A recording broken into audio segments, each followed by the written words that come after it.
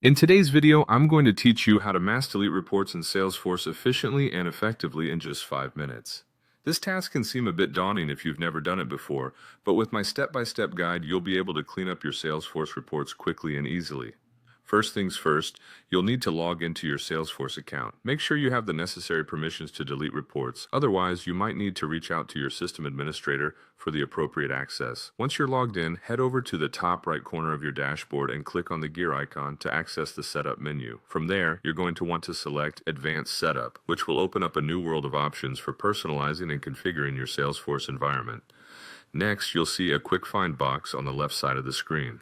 This is a handy little tool that will help you sift through the multitude of settings and options available on Salesforce. Go ahead and type in Mass Delete Records to narrow down your search to exactly what we need. It's a huge time saver, especially if you're not yet familiar with the Salesforce layout. After accessing Mass Delete Records, you'll see the option for Mass Delete Reports.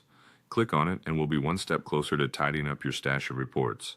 Now, this is where the magic happens.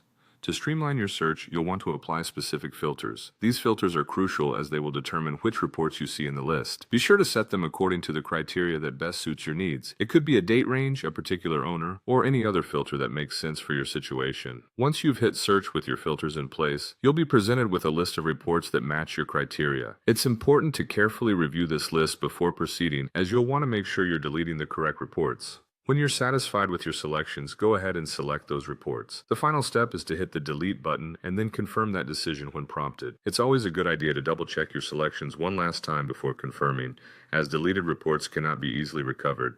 And just like that, you've successfully learned how to mass delete reports in Salesforce. Congratulations on completing this task, and remember, keeping your Salesforce environment organized and up to date can save you and your team a lot of time and hassle down the road. Thank you for tuning in, and don't forget to subscribe for more tips and tutorials.